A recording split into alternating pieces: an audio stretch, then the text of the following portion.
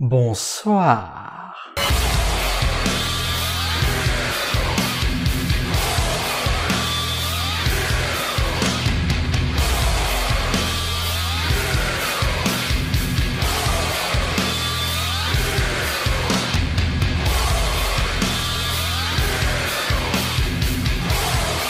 Alors comme ça, on se prépare pour Halloween. On a préparé son déguisement, ses paquets de bonbons à manger soi-même ou à donner aux enfants. Ou alors à en farcir les enfants pour les manger après. Chacun ses goûts, je ne juge pas.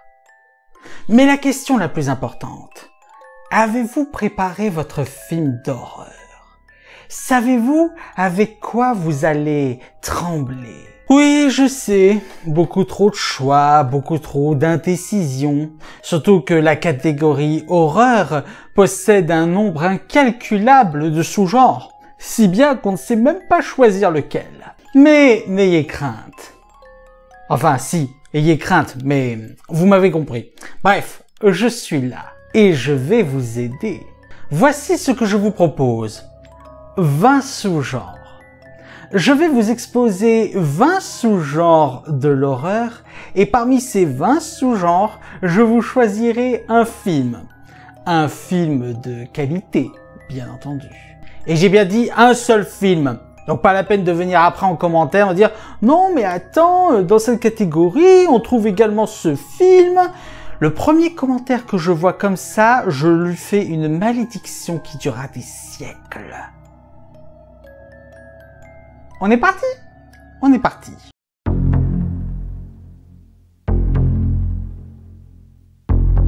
Les films d'horreur avec les animaux. Je dois vraiment vous expliquer le concept. En gros, ce sont les petites bébêtes qui nous font la fête. Et quoi de mieux à vous proposer que les Dents de la Mer?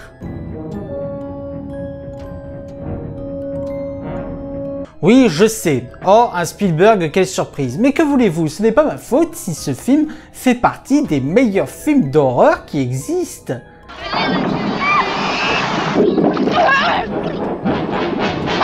Avec sa tension permanente, avec ce requin qu'on ne voit quasiment qu'en deuxième partie de film.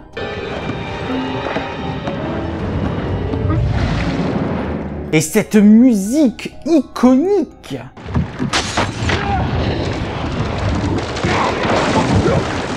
Et même les scènes sans le requin peuvent imposer une ambiance vraiment morne. Que demander de plus?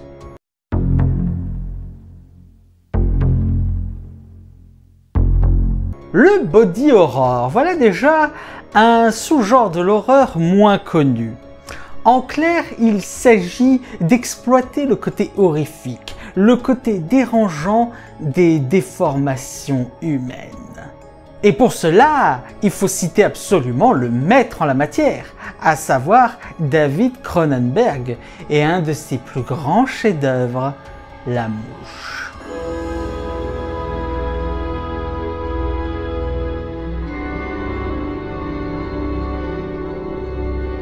J'ai choisi ce film parce que, en plus d'être excellent, ce film est une véritable leçon en termes d'escalade de l'horreur.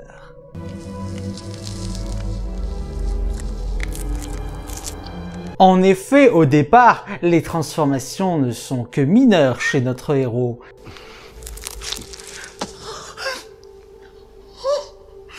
Mais petit à petit, il devient cette créature répugnante.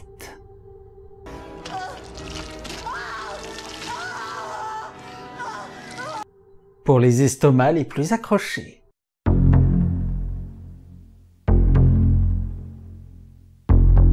Pour ceux qui veulent passer une bonne soirée à ne pas suriner dans leurs pantalons, il existe bien entendu l'option des comédies horrifiques. Ces films qui mélangent habilement horreur et humour. Et comment ne pas citer le deuxième volet de la trilogie Cornetto de Edgar Wright, Shaun of the Dead.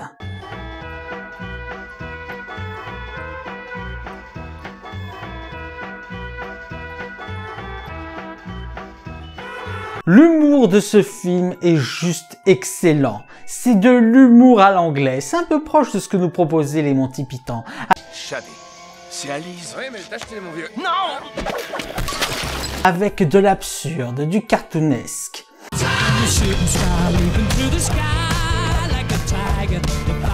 Mais attention, ce film n'oublie pas d'être un film d'horreur, avec certains moments de tension et même certains moments dérangeants.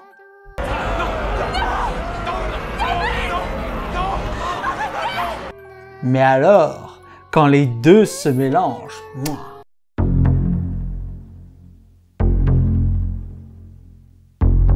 les classiques, les films de possession démoniaque. Le genre de film qui vous fait vous accrocher à votre crucifix. Et pour les juifs et les musulmans? Ta gueule. Et pour représenter ce genre de film, j'ai choisi un Paranormal Activity. Et... Vos gueules! Les Paranormal Activity sont d'excellents films, du moment qu'on sache s'investir et pas regarder des films en bouffant son popcorn. Du moins, les 3 premiers et les 2 spin-offs. Mais justement, je n'ai pas choisi n'importe lequel. J'ai choisi Paranormal Activity Tokyo Nights.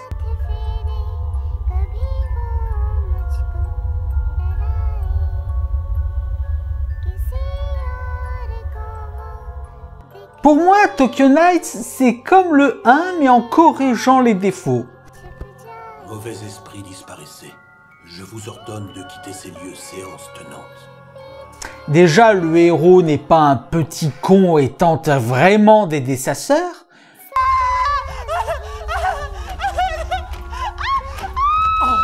Mais en plus de cela, le film a rajouté quelques éléments qui rendent certains moments extrêmement dérangeants.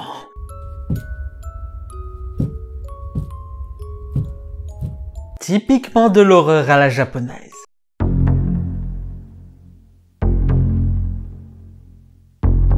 Qui n'a jamais rêvé de voir un enfant se faire buter dans un film? Je suis tout seul? Bon, tant pis, je vous donne quand même le film. Ça, la version de 1982.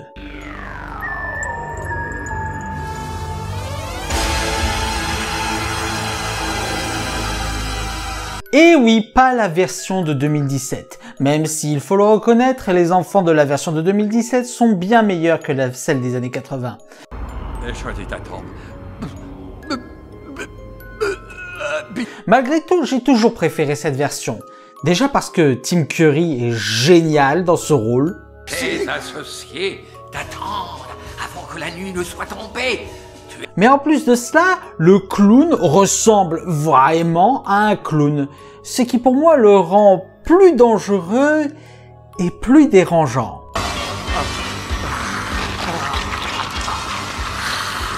Non, sérieusement, dans la version de 2017, on se dit que Georgie, quand même, il était sacrément con et que quelque part, il a bien cherché.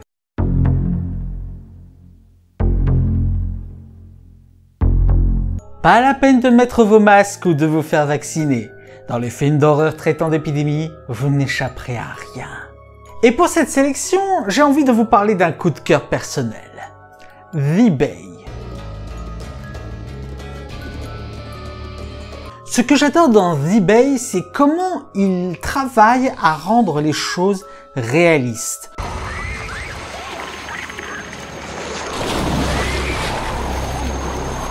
On est vraiment dans un cas où on a l'impression d'être face à un reportage.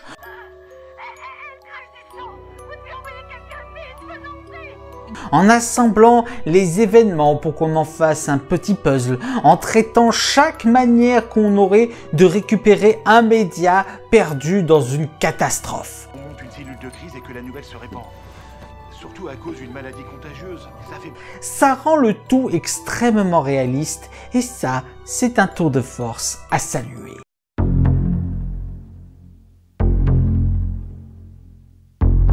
Alors pour celui-là, c'est un peu particulier parce que le fantastique n'est pas spécifique au genre horrifique. En d'autres termes, le fantastique c'est l'irruption de l'irréel dans le réel et ça peut ne pas aboutir à de l'horreur. Mais bon, dans notre cas, nous allons aller dans l'horreur. Et plus particulièrement, dans l'antre de la folie.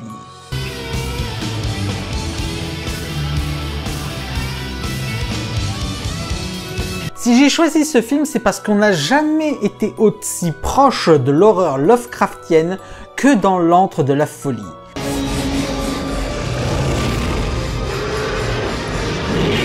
Et en plus de cela, le fantastique est tellement poussé que ce n'est pas uniquement dans le réel du film que l'irréel s'installe.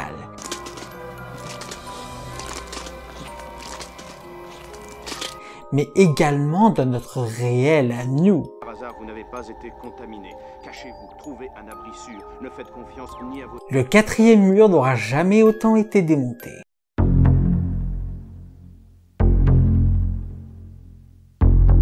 Ah, le folk horror, un nom que vous n'avez pas dû entendre souvent. Pour faire simple, dans le folk horror, nous prenons des événements, des traditions folkloriques réelles, d'où le nom, et on en fait quelque chose d'horrifique. Et ici, je vais vous parler d'un film qui m'a extrêmement marqué. Midsommar.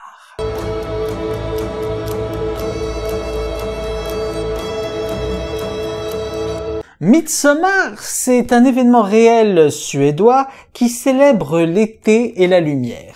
C'est un petit peu la Saint-Jean chez nous.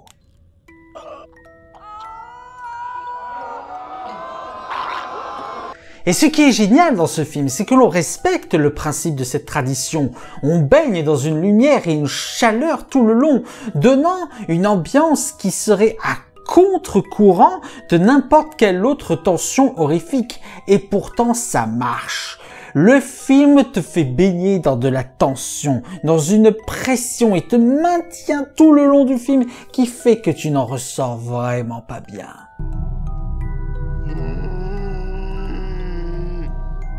Et ce qui renforce encore plus le côté malsain et oppressif du film, c'est que toutes les horreurs qui s'y passent sont montrées comme normales, acceptées.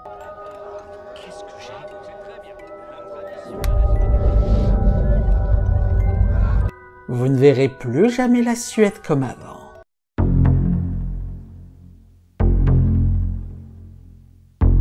Ah, le found footage. Décidément mon sous-genre horrifique préféré. On ne dit pas found footage, on dit film à l'esthétique de found footage. C'est vrai. Mais ta gueule quand même. Le film style found footage, que je vais simplifier ici en film found footage, c'est un concept plutôt très simple. Ici, le concept est tout simplement de mettre la caméra dans le film. La caméra fait partie de l'intradiégèse, et donc le caméraman aussi. Et c'est également ce genre de film qui m'a réconcilié avec le genre horrifique, à savoir REC.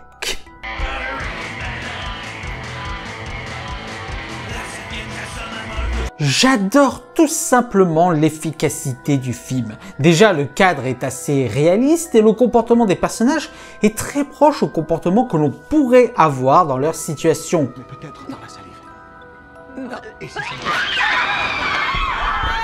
Mais en plus, la tension s'est montée progressivement palier par palier, enchaînant intelligemment les moments de calme et les moments de tension.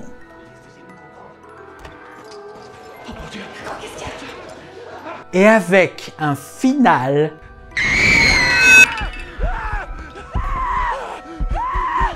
à couper le souffle.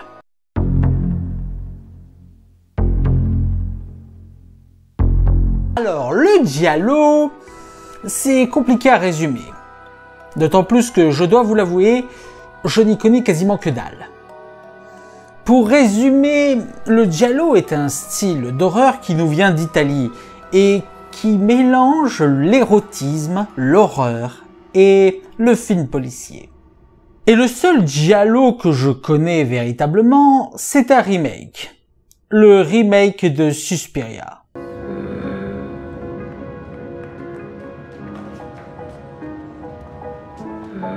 Je ne sais pas s'il compte vraiment comme un giallo, mais ce que je peux vous dire, c'est qu'en termes de crispation et en termes de tension, le film s'impose.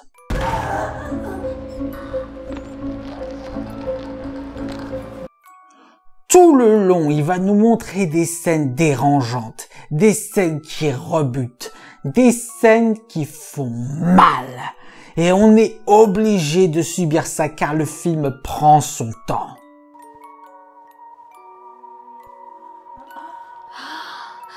Avec également une certaine tension entre Dakota Johnson et Tilda Swinton. Je veux être les mains de cette compagnie. Bien meilleur que dans 50 nuances degrés.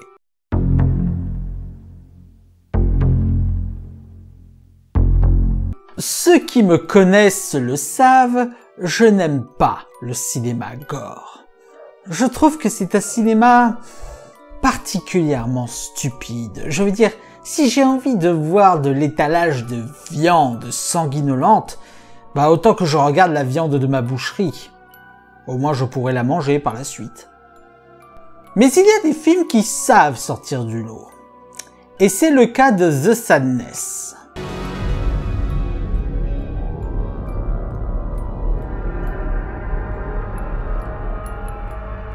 Soyons honnêtes, je n'ai pas aimé le film. Mais je sais reconnaître qu'il a une très bonne mise en scène.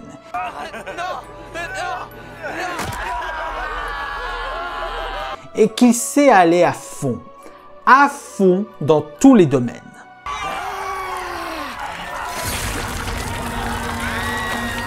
Et même si le film recèle de moments de messages extrêmement bourrins, il faut le dire, il y a de la recherche, ne serait-ce que pour les moments gore.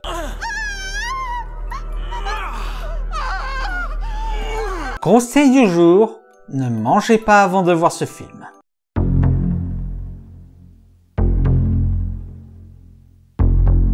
Home Invasion, ou Invasion de maison en anglais, et rien qu'en disant cela, je pense que vous avez compris de quoi ça s'agit. En clair, une famille ou un groupe de personnes vivent paisiblement dans un endroit familier jusqu'à ce que quelque chose vienne les embêter. Avant de faire cette vidéo, je me suis rendu compte que je ne connaissais pas tant de films Home Invasion que ça. Du coup, j'ai décidé de prendre une évidence. Evil Dead.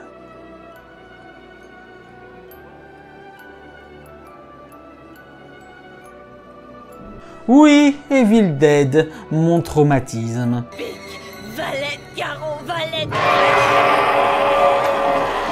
J'ai déjà consacré toute une vidéo pour expliquer en quoi l'horreur dans Evil Dead est terriblement efficace.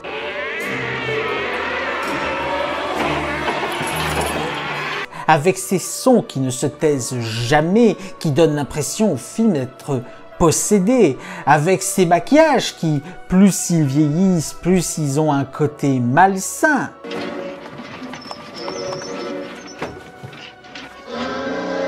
Bref, ce film est mon traumatisme d'enfance. Alors autant qu'il ait sa place dans cette vidéo.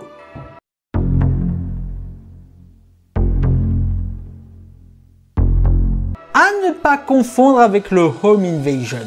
En effet, si généralement le Home Invasion se situe dans un endroit familier pour nos protagonistes, le huis clos peut totalement se dérouler dans un milieu hostile. Et pour cela, j'ai envie de vous parler d'un film qui m'a marqué. Jane Doe Identity.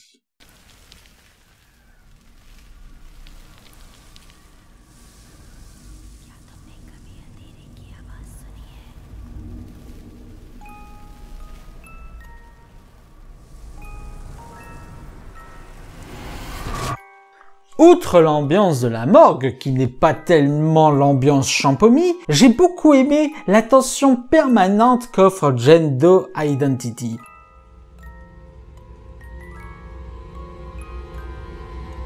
Avec son duo de personnages extrêmement attachants et qui marche plutôt très bien.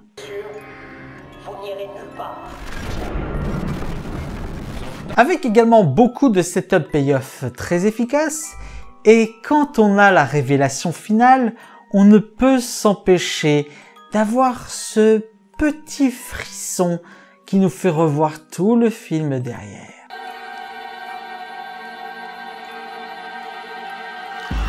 la mort que vous va si bien.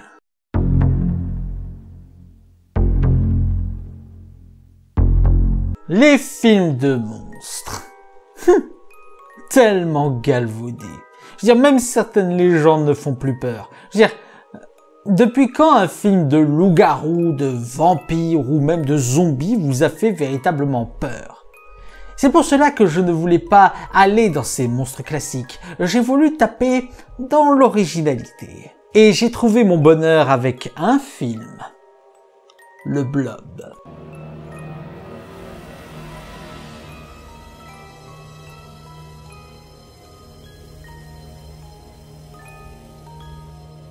Il faut se rendre compte de la prouesse technique que nous offre le Blob.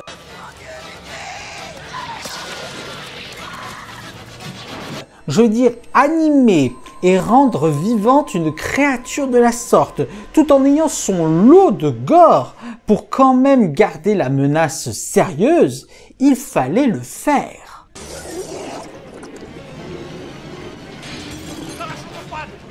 Et le Blob relève parfaitement le défi, tout en jouant avec les codes classiques de ce genre de film.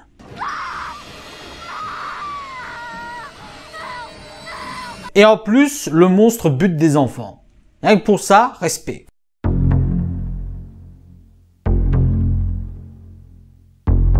Ah, les films d'horreur psychologique. Ça, c'est mon sous-genre préféré.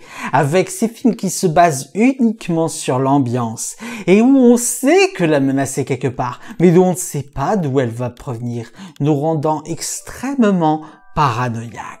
Et pour moi, il y a un film qui représente extrêmement bien ce concept. It Follows.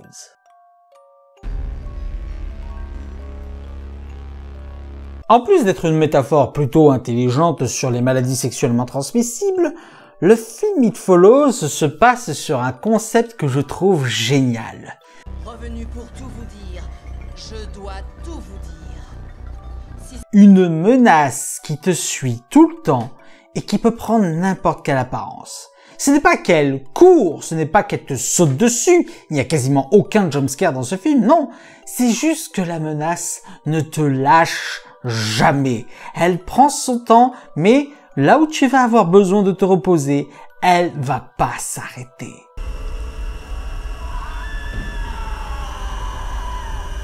Et quand un film arrive à te faire douter du pauvre petit figurant qui se contentait de marcher dans la rue, peut-être tout à l'heure.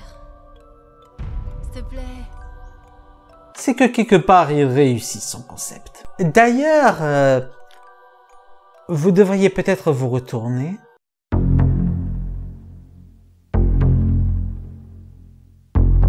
Rape and Revenge, ou en anglais, viol et vengeance.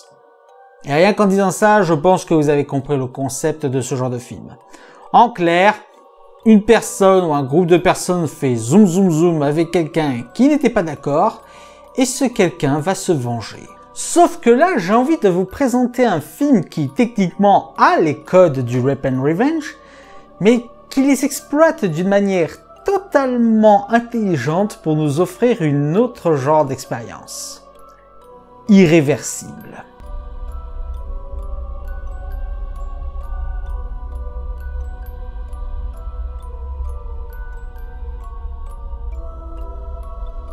De base, je n'aime pas le cinéma de Gaspard Noé. Autant dire tout de suite que je le déteste. Mais je mentirais si je dis que Irréversible ne m'a pas marqué.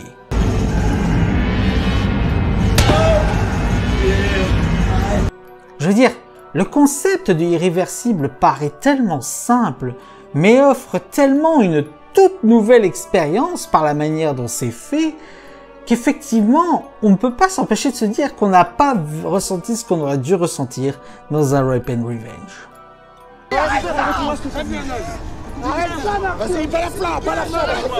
Le fait que l'on vive les événements à l'envers nous donne une toute autre impression.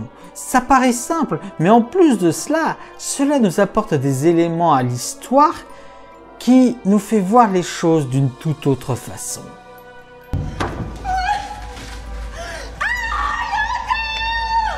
Par contre, âme sensible s'abstenir. La scène de viol dure 8 minutes en plan séquence.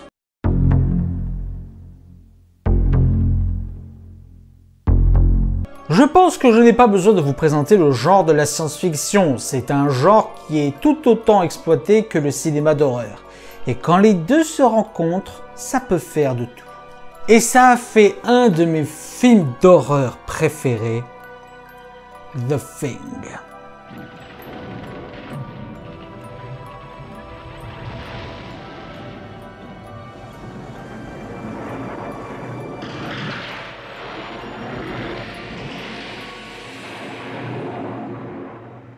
Il y a tellement d'endroits où j'aurais pu caser The Thing. Gore, huis clos, psychologique. Mais comme il y a un extraterrestre, j'ai choisi la science-fiction.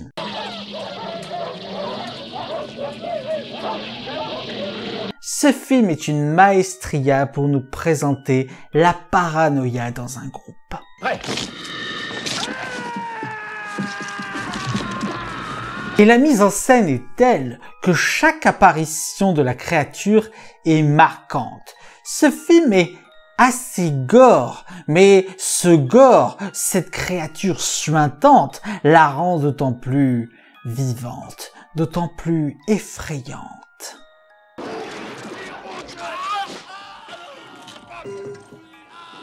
Je pense même que The Thing est mon Carpenter préféré.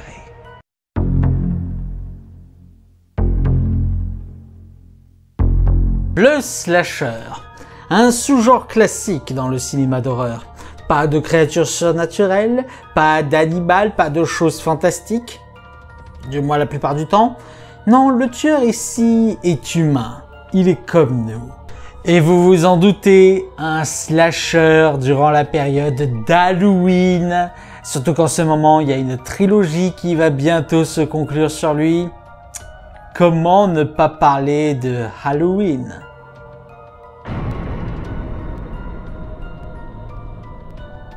Ha! C'était un piège! Vous pensez sérieusement que je parlais encore de John Carpenter? Non, la version que je vous présente est celle de Rob Zombie.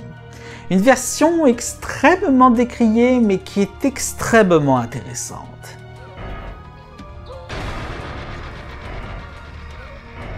Rob Zombie, dans ses films, a toujours pris le parti du tueur.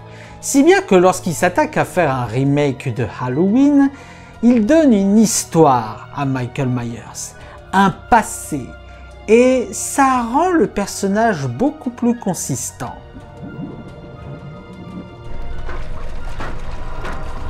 Et là, on a donné une véritable apparence d'ogre à Michael Myers.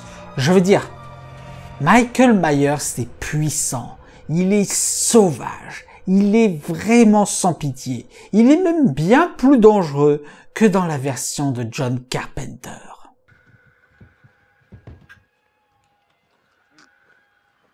Et matez-vous sa suite aussi, elle est pas mal du tout.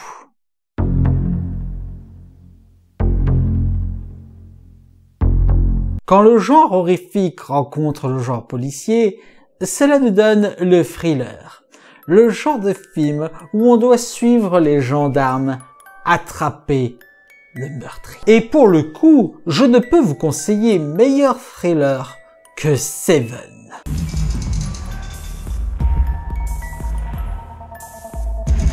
À l'époque, quand j'ai découvert Seven, j'ai été choqué par deux choses. La première, c'est l'inventivité des meurtres. Il est mort. Des meurtres qui poussent les choses à fond en se basant sur le concept simple des 7 péchés capitaux, ce qui nous a donné des images marquantes à vie.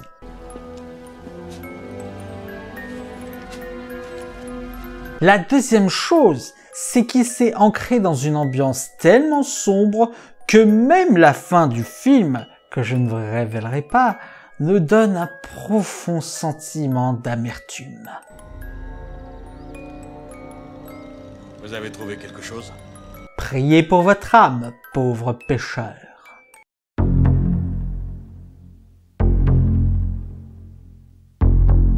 S'il y a bien un genre de film dans le cinéma d'horreur que je méprise plus que le gore, c'est le torture porn. Je déteste le torture porn.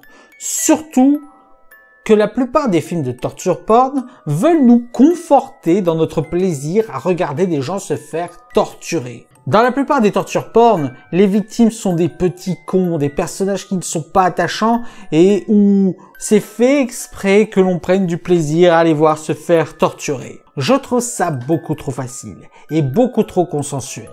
Du coup, j'ai un profond mépris pour le torture porn. Mais il y a un torture porn qui ne tombe pas dans ce travers et qui du coup en devient extrêmement intéressant. Funny Games US.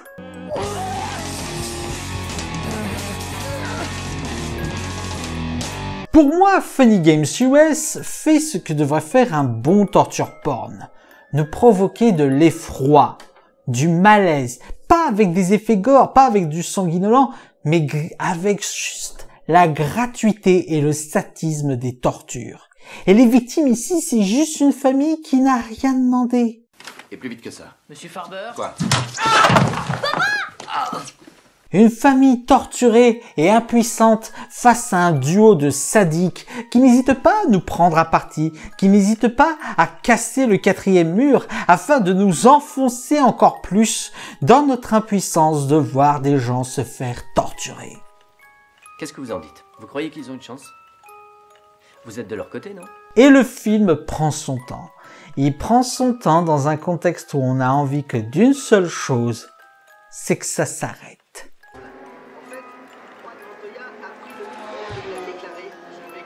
Amusant, n'est-ce pas?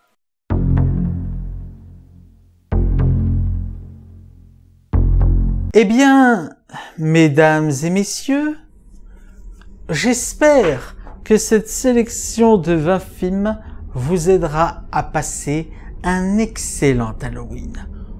Mais surtout, n'oubliez pas, vous aimez regarder des films avec des monstres fictifs, mais